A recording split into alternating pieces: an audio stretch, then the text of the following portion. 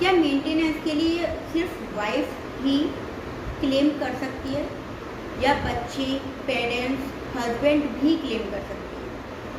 तो पूरी वीडियो में अंत तक बने रहिएगा। आज मैं आपको पूरा बताऊंगी कि कौन अपनी फैमिली में किससे खर्चा मांग सकता है, किस एज तक मांग सकता है। बहुत सारे लोग ये जानते हैं कि जो मेंटेनेंस होता है डाइवोर्स के टाइम पे वाइफ क्लेम करती है और तलाक होने के टाइम पे उसको हर महीने का खर्चा मेंटेनेंस बाय कोर्ट बांध दिया जाता है।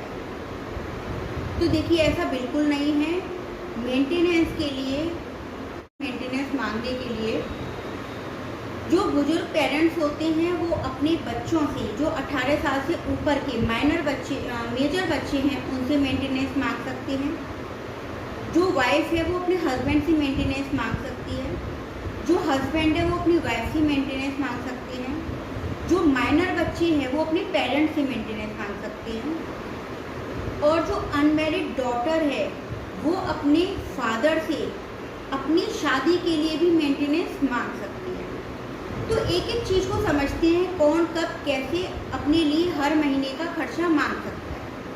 हमारी सोसाइटी में सिर्फ सब लोगों को यही लगता है कि वाइफ है, शादी हो गई, अब वो तलाक ले रही है, इसीलिए वो क्लेम कर रही है कि मुझे हर महीने 10,000, 5,000, 20,000, 50,000 जो उनकी फैमिली का बैकग्राउंड है उस हिसाब से उसको मेंटेनेंस मिलेगा।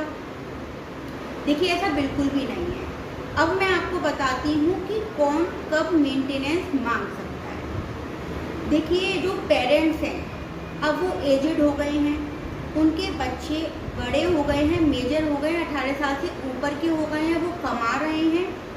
तो पेरेंट्स अपने, चाहे बेटी हो चाहे बेटा हो, दोनों से अपने खर्चे के लिए हर मंथ का मेंटेनेंस बांध सकते हैं। चाहे वो मैरिड डॉटर हो चाहे अनमैरिड डॉटर हो, चाहे मैरिड सन हो चाहे अनमैरिड सन हो, पेरेंट्स एंटाइटल्ड हैं, उनको पूरा अधिकार है कि वो अपने बच्चों से जो कि कमा रहे हैं अपने खर्चे के लिए पैसा मांग सकते हैं। और अगर बच्चे मना करते हैं तो पेरेंट्स कोर्ट में जाके उनके अगेंस्ट एक केस फाइल कर सकते हैं। ये तो हो गया पेरेंट्स का राइट। अब हम आते हैं जो माइनर चिल्ड्रन होते हैं, बेटा और बेटी, जो 18 साल से कम उम्र के होते हैं।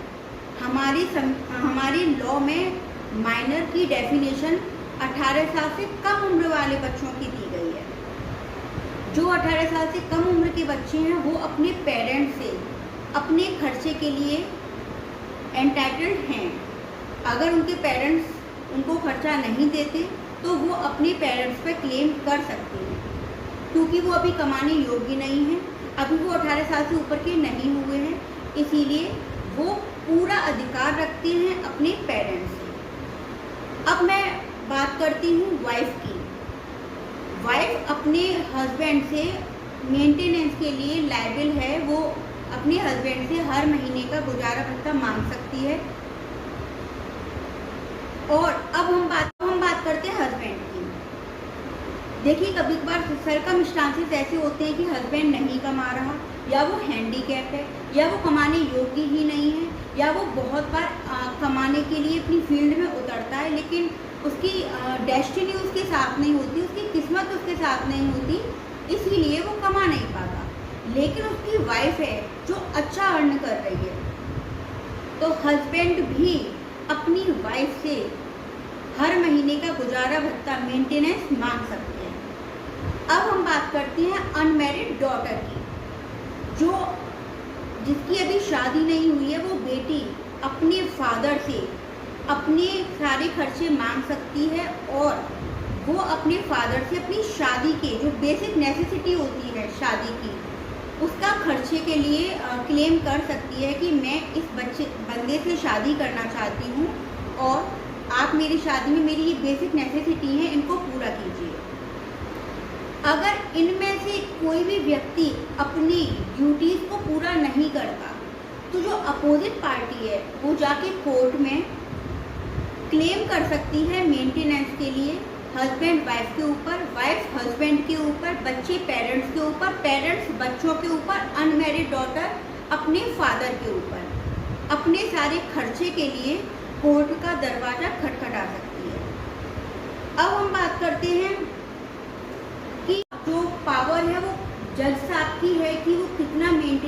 प्रोवाइड करवाएंगे बच्चों के लिए या वाइफ के लिए या पेरेंट्स के लिए, या हस्बैंड भी मेंटेनेंस फाइल कर सकता है। तो हस्बैंड भी कितना मेंटेनेंस ले सकता है अपनी, अगर उसकी वाइफ अर्निंग वुमेन है तो मेंटेनेंस उन चीज़ों को देख के रखा जाता है जो आपके डेली के खर्चे हैं, medical treatment, food, residence, shelter, cloth, ये सारी चीज़ें देखता है कोर्ट।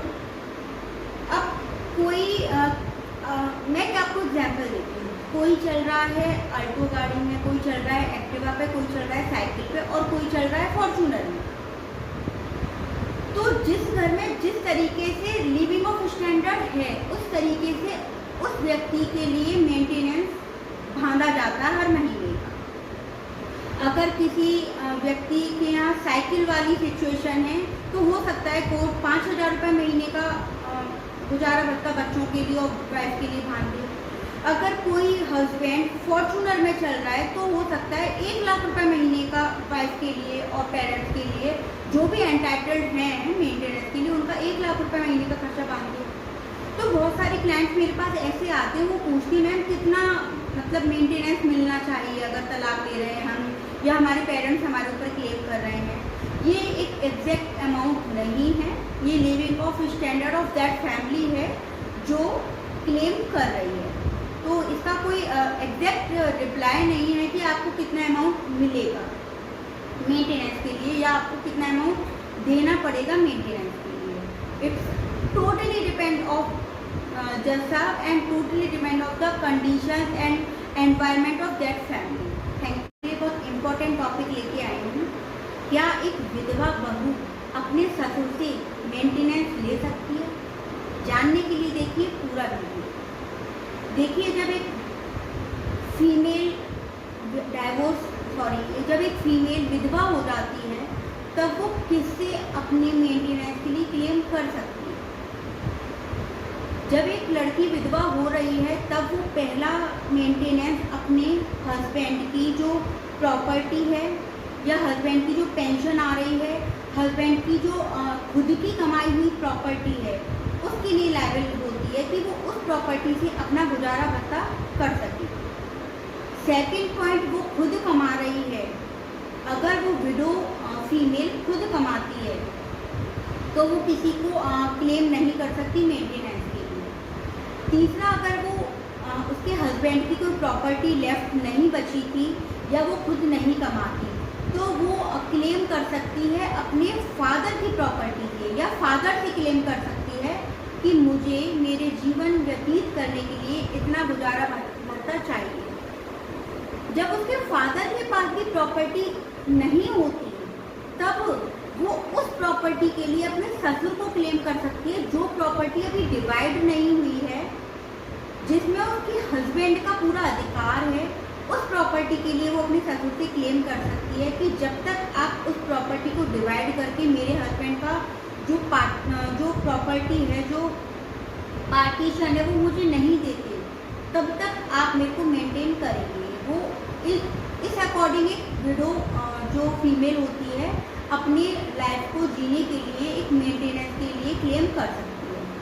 पहला, अपने हस्बैंड की खुद की कमाई हुई, जो उसके हस्बैंड ने खुद कमाई थी उस प्रॉपर्टी, और उसके हस्बैंड की पेंशन से जितने भी उसके इंश्योरेंस वगैरह हैं, उन सब में जो राइट है, वो अगर हस्बैंड करके ही किसी और को गया है, अपने पेरेंट्स को अगर इंश्योरेंस में नॉमिनी बनाता है वो बात अलग है। अदरवाइज अपनी सारी हर प्रॉपर्टी पे उस वाइफ का राइट होता है जो विडो हो गई है। सेकंड नंबर पर, वो खुद अगर कमा सकती है या कमा रही है तो फिर वो एंटाइटल्ड नहीं है किसी से भी अपने मेंटेनेंस के लिए। तीसरा, वो अपने मायके की प्रॉपर्टी से, अपने मायके वाले जो उसके खुद के फादर हैं, उनसे क्लेम कर सकती है अपने जीवन जीने के लिए, अपने मेंटेनेंस गुजारा भत्ता के लिए। फोर्थ नंबर पे आते हैं, उसके ससुर के पास वो प्रॉपर्टी है जो प्रॉपर्टी अभी डिवाइड नहीं हुई है, जिसमें हस्बैंड है, मृतक पति था, उसका राइट है। उस प्रॉपर्टी के लिए वो क्लेम कर सकती है कि मेरे को जब तक प्रॉपर्टी नहीं मिल रही आप मेरे को मेंटेनेंस देंगे। इन सारी कंडीशंस के ख़त्म होने के बाद ससुर की प्रॉपर्टी, ससुर की जो अर्निंग है उस पर वो क्लेम कर सकती है कि कुछ भी नहीं है, मैं भी कमाने योग्य नहीं हूँ और आप अच्छा कमा रहे हैं, तो फिर वो अपने फादर इन लॉ की प्रॉपर्टी से और फादर इन लॉ की अर्निंग से मेंटेनेंस के लिए क्लेम कर सकती है। तो इन शॉर्ट हम ये कह सकते हैं कि एक डॉटर इन लॉ का, एक बहू का डायरेक्ट ससुर से मेंटेनेंस का कोई राइट नहीं होता। जब सारी लाइन खत्म हो जाती है, लास्ट में वो अपने फादर इन लॉ, अपने ससुर से मेंटेनेंस के लिए क्लेम कर सकती है। अभी एक केस आया है जिसमें डॉटर इन लॉ ने अपने फादर से मेंटेनेंस के लिए क्लेम किया। केस आया जिसमें बताया गया कि एक जो बहू है वो अपने ससुर से मेंटेनेंस कब मांग सकती है। केस का नाम है टीका राम बाइसवाड़ा वर्सेस संगीता बाइसवाड़ा AIR 2018 का केस है।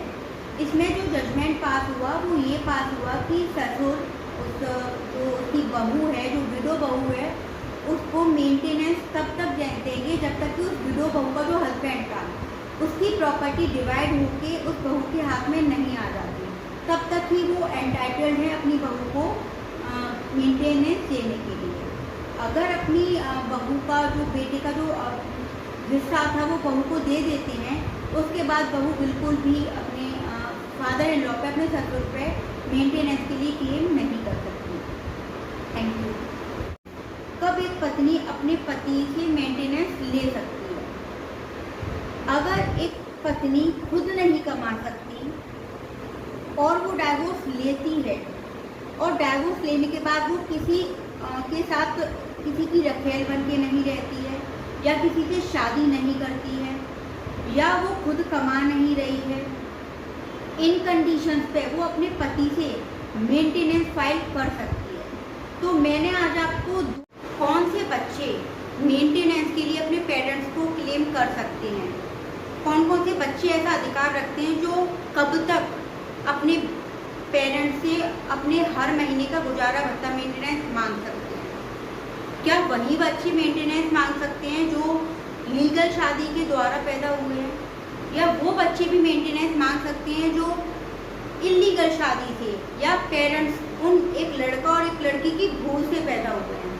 जानने के लिए देखिए पूरा वीडियो। हर एक बच्चा जो चाहे मैरिड लीगली किए हुए हों वो पेरेंट्स, चाहे इलीगल शादी से पैदा हुए हों, वो बच्चे अपने मदर और फादर दोनों से के लिए हर महीने मेंटेनेंस लेने के लिए क्लेम कर सकते हैं। पेरेंट्स ये नहीं कह सकते उन बच्चों से जो इलीगल शादी से पैदा होते हैं कि आप हम दोनों की एक धर्म वाली शादी से पैदा नहीं होते। वो बच्चे, उन बच्चों का कोई गलती नहीं होती है, इसलिए वो बच्चे पेरेंट्स की प्रॉपर्टी में, पैतृक प्रॉपर्टी में नहीं, पेरेंट्स की प्रॉपर्टी में भी पूरा राइट रखते हैं, अपनी मम्मी और अपने पापा की दोनों की प्रॉपर्टी में, और अपने मदर और फादर से जो चाहे किसी भी कारणवश पैदा हुए हों, दोनों से अपने हर महीने मेंटेनेंस का, जब तक वो बच्चे 18 साल के नहीं हो जाते तब तक उनसे मेंटेनेंस लेने का अधिकार रखते हैं। और जो लीगल शादी से हुए हैं वो भी जब तक वो 18 साल के पूरे नहीं हो जाते तब तक अपने पेरेंट्स से मेंटेनेंस लेने का पूरा अधिकार रखते हैं। और जो अनमैरिड डॉटर है वो चाहे इलेजिटिमेट हो चाहे लेजिटिमेट हो, चाहे लीगल शादी से पैदा हुई हो चाहे इलीगल से, वो भी अपनी शादी तक का सारा खर्चे के लिए अपने पेरेंट्स से एंटाइटल्ड है, अपना अधिकार रखती है कि वो अपने पेरेंट्स से अपनी शादी करवाए, और जब तक वो अनमैरिड है अपने पेरेंट्स से सारा खर्चा ले सकती है। ये वाली बात बोली गई है हमारे section 20 of Hindu adoption and maintenance act में।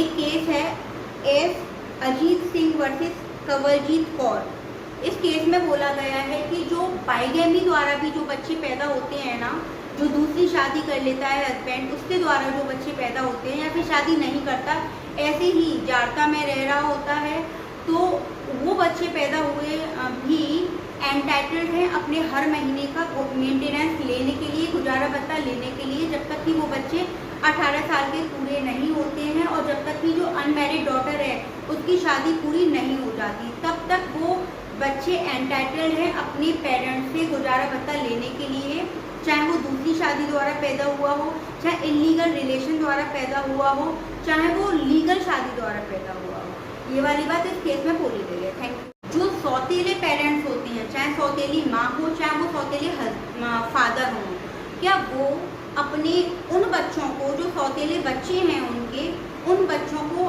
मेंटेनेंस देने के लिए लायबल हैं?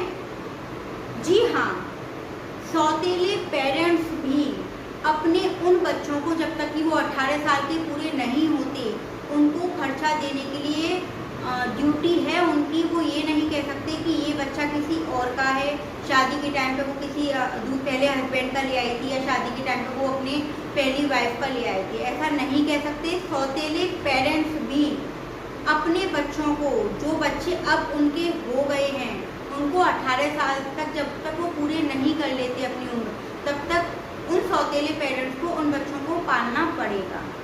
वो बच्चे पूरा अधिकार रखते हैं अपने सौतेले पेरेंट्स से अपने गुजारा भत्ता लेने के लिए हर महीने का।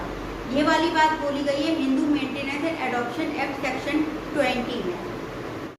Section 20 of Hindu maintenance and adoption act बोलता है कि जो पेरेंट्स हैं, जो कि अब एजड हो गए हैं, एजड पेरेंट्स की बात करता है section 20 of Hindu maintenance and adoption act, वो अपने बच्चों से, जो बच्चे अब बड़े हो गए हैं, 18 साल से ऊपर के हो गए हैं, कमाने लगे हैं, अर्निंग बन गए हैं, चाहे वो मैरिड हो चाहे अनमैरिड हो, चाहे मैरिड डॉटर हो चाहे अनमैरिड डॉटर हो, चाहे मैरिड सन हो या अनमैरिड सन हो, वो हर कंडीशन में अगर पेरेंट्स खुद कैपेबल नहीं रहे हैं अर्निंग करने के लिए, तो वो अपने बच्चों से हर महीने का गुजारा भत्ता मांगने के लिए अधिकार रखते हैं। वो बच्चे, चाहे वो मैरिड डॉटर हो चाहे अनमैरिड हो, चाहे मैरिड सन हो चाहे अनमैरिड हो, अपने पेरेंट्स से हर महीने का गुजारा भत्ता देने के लिए इनकार नहीं कर सकते।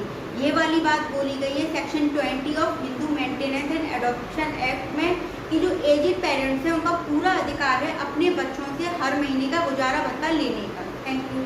Section 25 of Hindu maintenance and adoption act, क्या एक बार कोर्ट द्वारा डिक्री या ऑर्डर पास कर दिया जाता है कि इस व्यक्ति को इतना हर महीने का खर्चा दिया जाएगा, इस व्यक्ति द्वारा, चाहे पेरेंट्स को दिया जाएगा, बच्चे द्वारा, हस्बैंड को दिया जाएगा वाइफ द्वारा, या वाइफ को दिया जाएगा हस्बैंड द्वारा, कोई भी व्यक्ति जो एंटाइटल्ड है मेंटेनेंस लेने के लिए, उसका अगर ऑर्डर और डिक्री पास कोर्ट से द्वारा कर दिया जाता है, तो क्या वही एक अमाउंट फिक्स हो जाता है जीवन भर के लिए, कि उसी अमाउंट से अगर मान लीजिए आज एक वाइफ अपने पति को मेंटेनेंस के लिए क्लेम करती है और कोर्ट द्वारा उस मेंटेन कर दिया जाता है कि हर महीने 10,000 रुपये हस्बैंड देगा, तो क्या हर महीने 10,000 रुपये ये जीवन भर के लिए हो गया? क्या उस अमाउंट को चेंज करने के लिए द्वारा से कोर्ट का दरवाज़ा खटखटाया जा सकता है? या एक पेरेंट्स ने अपने बच्चों से अपने मेंटेनेंस के लिए हर महीने का क्लेम फाइल कर दिया है मेंटेनेंस के लिए, तो क्या वो अमाउंट हमेशा के लिए फिक्स हो जाएगा?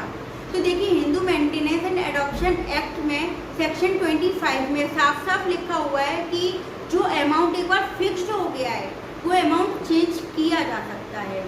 सर्कमस्टांसेस जो खर्चे चल रहे हैं या फिर जो पार्टी खर्चा दे रही है उसकी सैलरी बहुत ज़्यादा बढ़ जाती है, तो ये अमाउंट चेंज किया जा सकता है। एक बार फिक्स्ड अमाउंट हमेशा के लिए फिक्स्ड नहीं रहता।